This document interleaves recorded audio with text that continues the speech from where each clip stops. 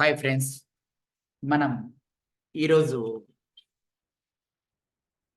AP జాగ్రఫీలో 2011 నుంచి 2023 వరకు జరిగిన డిఫరెంట్ ఎగ్జామ్లో బిట్స్ చూడబోతున్నాం. ఇది త్రిబుల్ ఆర్కి సంబంధించిన పబ్లికేషన్ నుంచి మనం చూడబోతున్నాం ఫ్రెండ్స్. ప్రతి ఒక్కరు కూడా ఈ యొక్క హెచ్ఆర్ ఇన్స్టిట్యూట్ యూట్యూబ్ ఛానల్ని సబ్స్క్రైబ్ చేసుకోండి. అదేవిధంగా మనకి హెచ్ఆర్ ఇన్స్టిట్యూట్ మొబైల్ యాప్ని కూడా డౌన్లోడ్ చేసుకొని ఈ కోర్స్ 99 రూపీస్ ఉంటుంది. ఈ కోర్సుని మీరందరూ కూడా పర్చేజ్ చేయవలసిందిగా కోరడం జరుగుతుంది. కేవలం 99 రూపీస్ ఉంటుంది. త్రిబుల్ ఆర్కి సంబంధించిన మొత్తం ప్రీవియస్ క్వశ్చన్స్ ఎక్స్ప్లెనేషన్ అనేది ఉండడం జరుగుతుంది. ఇందులో ఫస్ట్ పార్ట్ కింద మనం ఆంధ్రప్రదేశ్ యొక్క భౌగోళిక శాస్త్రంలో 22 ఎగ్జామ్స్లో జరిగిన పేపర్స్ అనేటి ఇక్కడ ఇవ్వడం జరిగింది ఫ్రెండ్స్. ఒక్కొక్క దాని గురించి మనం మాట్లాడుకుంటూ ముందుకు వెళ్ళిపోదాం ఫ్రెండ్స్. రైట్, క్లియర్గా చూస్తే ఫస్ట్ క్వశ్చన్కి మనందరికీ తెలుస్తుంది ఫ్రెండ్స్. ఫస్ట్ క్వశ్చన్ ఏమిటి అంటే, ఫస్ట్ క్వశ్చన్ క్రింది వాటిలో ఏ కొండ శ్రేణులు ఆంధ్రప్రదేశ్లో కనిపిస్తాయి అంటే, కొండ శ్రేణులు అనేటి ఏ కొండ శ్రేణులు అనేటి ఆంధ్రప్రదేశ్లో ఉన్నాయి. ఆంధ్రప్రదేశ్లో ఏ కొండ శ్రేణులు ఉన్నాయి? సిరుమలయన, కారంతమలైన, జవారు కొండల, వెల్లికొండల అంటే వెల్లికొండలు అనేటి ఆంధ్రప్రదేశ్లో మనకి ఉన్నాయి కొండ శ్రేణులు. ఏ యొక్క కొండ శ్రేణులు ఉన్నాయి అంటే వెల్లికొండలు, పాపి కొండలు, శేషాచలం కొండలు ఇట్లా మనకి ఉండడం జరుగుతుంది ఫ్రెండ్స్. కాబట్టి వెల్లికొండలు అని చెప్పేసి మనం ఆన్సర్ చెప్పడం జరుగుతుంది. క్లియర్గా నెక్స్ట్ వన్ కానీ చూసినట్లయితే క్వశ్చన్ ఏమడిగాడో చూడండి ఫ్రెండ్స్. ఆంధ్రప్రదేశ్లో ఏ రాతి వ్యవస్థలో చమురు మరియు పెట్రోలియం అనేటి లభిస్తాయి? ఏ రాతి వ్యవస్థలో చమురు మరియు పెట్రోలియం అనేటి మనకి లభిస్తాయి?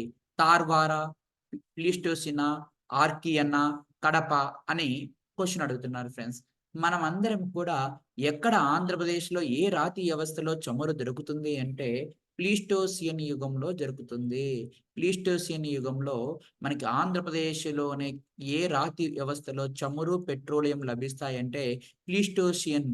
ప్లీస్టోసియన్లో మనకి లభించడం జరుగుతుంది అని చెప్పేసి క్లారిటీగా ఇవ్వడం జరుగుతుంది. రైట్, క్లియర్గా నెక్స్ట్ క్వశ్చన్ జాగ్రత్తగా గమనించుకుందాం. ఎగ్జామ్ పాయింట్ ఆఫ్ లో చాలా చాలా ఇంపార్టెంట్ అనమాట. ఏమని క్వశ్చన్ అడుగుతున్నాడో చూడండి. మూడో క్వశ్చన్ మనకి గోదావరి నది ఆంధ్రప్రదేశ్లోనే క్రింది ఏ జాతీయ ఉద్యానవనాల గుండా ప్రవహిస్తుంది అంటున్నాడు. అసలు గోదావరి నది ఆంధ్రప్రదేశ్లో ఎక్కడ పోతుంది? పశ్చిమ గోదావరి, తూర్పు గోదావరిలో పోతూ ఉంటుంది. పశ్చిమ గోదావరి, తూర్పు గోదావరిలో పోయి రాజమండ్రి దగ్గర 7 పాయలుగా చీలిపోతుంది. 7 పాయలుగా చీలిపోతుంది.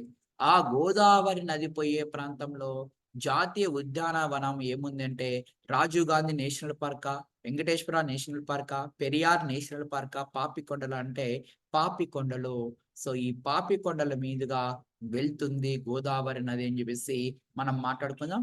అక్కడే పాపికొండల యొక్క నేషనల్ పార్క్ కూడా ఏర్పాటు చేయడం జరుగుతూ ఉంటుంది. Clear, done. నాలుగో క్వశ్చన్ గాని మనం చూసినట్లయితే సింపుల్ గా ఈ క్రింది వాటిలో ఏ నేలల్లో ఆంధ్రప్రదేశ్ రాష్ట్రంలోనే అతి పెద్ద ప్రాంతాలను ఆక్రమించబడ్డాయి? ఆంధ్రప్రదేశ్ రాష్ట్రంలో ఏ నేలలు ఎక్కువగా ఉన్నాయి అని క్వశ్చన్ అడుగుతున్నారు. ఆంధ్రప్రదేశ్లో ఆ యొక్క మనకి ఏ నేలలు అత్యధికంగా ఉన్నాయి అని క్వశ్చన్ అడుగుతుంటే చాలా జాగ్రత్తగా మీ అందరూ కూడా గుర్తుపెట్టుకోవాలి. భారతదేశంలో ఎక్కువగా ఏ నేలలు ఉన్నాయి అంటే యాక్చువల్గా భారతదేశంలో అయితే ఒండ్రు నేలలు ఎక్కువగా ఉంటాయి. ఒండ్రు నేలలు, మళ్ళీ తర్వాత నల్లరేగడి నేలలు ఉంటాయి. నల్లరేగడి నేలలు కానీ ఆంధ్రప్రదేశ్లో ఎర్ర నేలలు అనేటివి ఉంటాయి. ఎక్కువగా గుర్తుపెట్టుకోవాలి. ఏ నేలలు ఉంటాయి ఫ్రెండ్స్? ఎర్ర నేలలు అనేటివి ఉండడం జరుగుతుంటుంది.